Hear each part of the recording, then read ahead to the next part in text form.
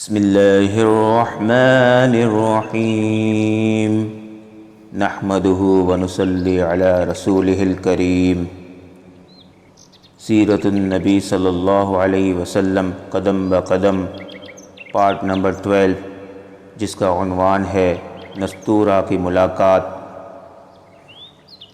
حضور اکرم صلی اللہ علیہ وسلم نے اس عہد یعنی حلف الفضول کو بہت پسند فرمایا۔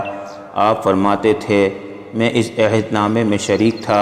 یہ عہد نامہ بنو جدعان کے مکان میں ہوا تھا۔ اگر کوئی مجھ سے کہے کہ اس عہد نامے سے دستبردار ہو جائیں اور اس کے بدلے میں 100 اونٹ لے لیں تو میں نہیں لوں گا۔ اس عہد نامے کے نام پر اگر کوئی آج بھی مجھے آواز دے تو میں کہوں گا میں حاضر ہوں۔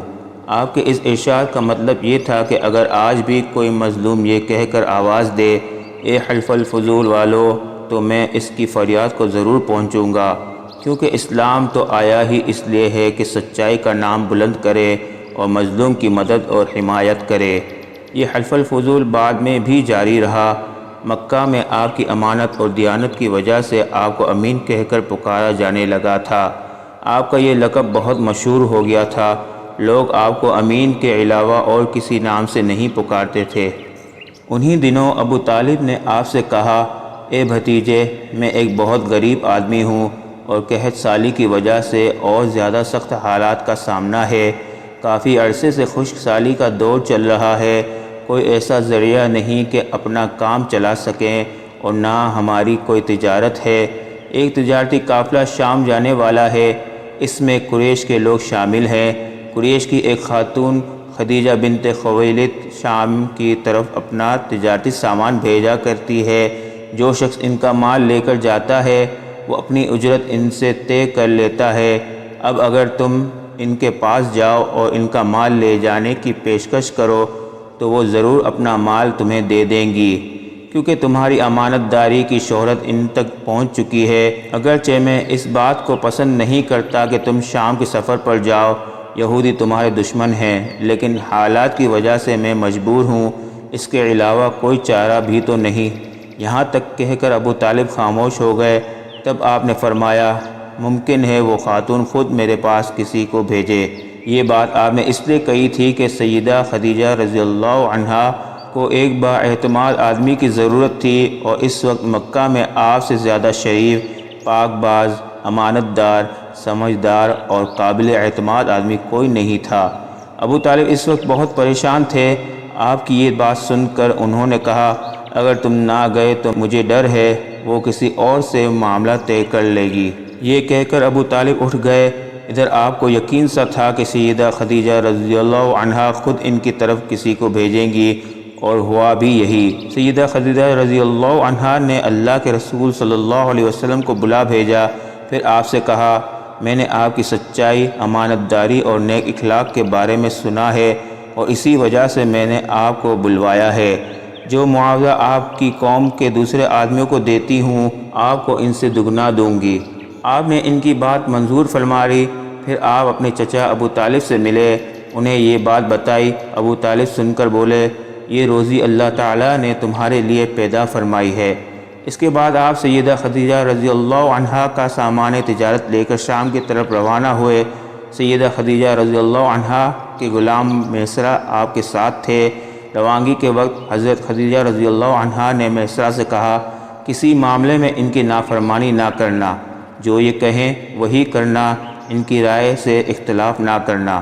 آپ کے سب چچاؤں نے قافلے والوں سے آپ کی خبر گیری رکھنے کی درخواست کی۔ اس کی وجہ یہ تھی کہ ذمہ داری کے لحاظ سے یہ آپ کا پہلا تجارتی سفر تھا، گویا آپ اس کام میں بالکل نئے تھے۔ ادھر آپ روانہ ہوئے، ادھر آپ کا معجزہ شروع ہو گیا۔ ایک بدلی نے آپ کے اوپر سایہ کر لیا، آپ کے ساتھ ساتھ چلنے لگی۔ جب آپ شام پہنچے تو بصرہ شہر کے بازار میں ایک درخت کے سائے میں اترے۔ یہ درخت ایک عیسائی راہب نستورہ کی خانقاہ کے سامنے تھا۔ اس راہب نے میسرہ کو دیکھا تو خانقاہ سے نکل آیا۔ اس وقت اس نے آپ کو دیکھا، آپ درخت کے نیچے ٹھہرے ہوئے تھے۔ اس نے میسرہ سے پوچھا، یہ شخص کون ہے جو اس درخت کے نیچے موجود ہے؟ میسرہ نے کہا، یہ ایک قریشی شخص ہے، حرم والوں میں سے ہے۔ یہ سن کر راہب نے کہا، اس درخت کے نیچے نبی کے سوا کبھی کوئی آدمی نہیں بیٹھا۔ مطلب یہ تھا کہ اس درخت کے نیچے آج تک کوئی شخص نہیں بیٹھا۔ اللہ تعالیٰ نے اس درخت کو ہمیشہ اس سے بچایا ہے کہ اس کے نیچے نبی کے سوا کوئی دوسرا شخص بیٹھے۔ اس کے بعد اس نے میسرہ سے پوچھا، کیا ان کی آنکھوں میں سرخی ہے؟ میسرہ نے جواب دیا، ہاں بالکل ہے، اور یہ سرخی ان کی آنکھوں میں مستقل رہتی ہے۔ اب نستورہ نے کہا، یہ وہی ہے۔ میسرہ نے حیران ہو کر اس کی طرف دیکھا اور بولے، کیا مطلب یہ وہی ہے؟ کون وہی؟ یہ آخری پیغمبر ہیں، کاش میں وہ زمانہ پا سکتا جب انہیں ظہور کا حکم ملے گا، یعنی جب انہیں نبوت ملے گی۔ اس کے بعد وہ چپکے سے آپ کے پاس پہنچا۔